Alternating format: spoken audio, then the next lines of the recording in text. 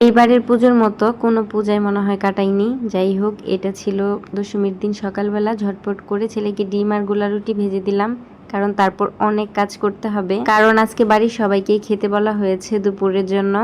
আর এদিকে এই যে সব বাজার করে নিয়ে আসছি, আর কেটে ধুয়ে আমরা সব কিছুই পরিষ্কার করে নিয়েছি আর সব গুছিয়েও নিয়েছি। আজকে সব বাটা মশলায় রান্না হবে। পুজোর এই কয়েকদিন যেহেতু আমার শ্বশুরবাড়িতে নিরামিষ খেয়েছে সবাই, তো আজকে মাছ মাংসের আয়োজন করা হয়েছে এই আর কি।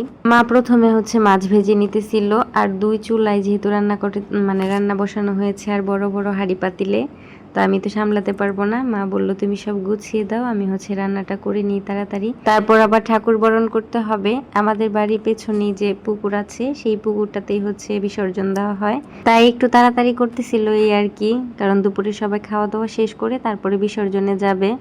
মা 2 চুলায় 2টা তরকারি বসিয়ে দিয়েছে, আর মাছের ঝোলটা হয়েও গেছে। এই যে মাছের ঝোলের কালারটা কিন্তু বেশ সুন্দর এসেছিল। আর সবাই মিলে দুপুরে আজকে খাওয়া দাওয়া করেছিলাম, বেশ মজা হয়েছিল। আর বাবুর বাবার জন্য আমি সব কিছুই আলাদা করে বাটিতে একটু ঠান্ডা করে তারপরে ফ্রিজে রেখে দিব। আগামীকাল যেহেতু চলে যাবে বাসায়, যে 2-1 দিন যেন খেতে পারে আর কি। আর এই যে সর্বশেষ খাসির মাংস মা রান্না করতেছিল এই যে এত বড় হাঁড়িতে। হোক, মা রান্না বান্না 2টার মধ্যেই শেষ হয়ে গিয়েছিল। রান্না বান্না শেষ করে মা ফ্রেশ হতে গিয়েছে, আর এদিকে আমি সবাইকে খেতে দিয়ে দিব। রান্না হয়েছিল আলু পটল দিয়ে মাছের ঝোল, খাসির মাংস, মুরগির মাংস, আর পাতলা করে মুসুরির ডাল। তো সবাইকে খাওয়া দাওয়া দিয়ে তারপর আমি খাবারটা খেয়ে নিয়েছি, আর তারপর একটু হালকা করে রেডি হয়ে নিলাম। ইচ্ছে তো ছিল অনেক কিছুই করব, দশমীতে অনেক সুন্দর করে সাজুগুজু করব, তো সেটা আর হলো না। তাই নর্মাল একটা সুতি কাপড় পরে নিলাম। আর বরণ করার সময় ভালোই বৃষ্টি পড়তেছিল, সবাই মোটামুটি ভিজে ভিজেই বরণ করেছে। বরণ হয়ে গেলে সবাই চুপচাপ বসেছিল, যেটা কোনো বাড়ি হয়নি। আর সবাই অনেক কান্নাকাটি করেছে দাদার জন্য, যেহেতু মনটা খারাপ। আর বৃষ্টি পড়তেছে দেখে বাড়িতে চলে এসেছিলাম, এসে জায়ের সাথে একটু সিঁদুর খেলতেছিলাম শুধুমাত্র ভিডিও করার জন্য। প্রতি বছর অনেক কিছুই করা হয়, দেখা যায় যে সিঁদুর খেলে একদম সারা শরীর সিঁদুর দিয়ে মাখামাখি হয়ে যায়, সবাই অনেক আনন্দ করে ফুর্তি করে।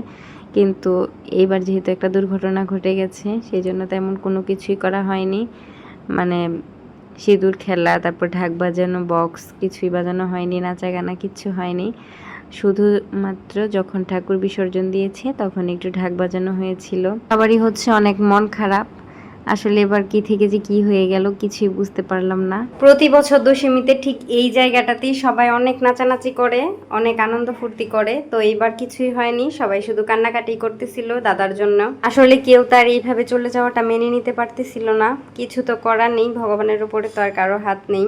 তো দশমীর মাধ্যমে দুর্গাপূজা শেষ হয়ে গেল।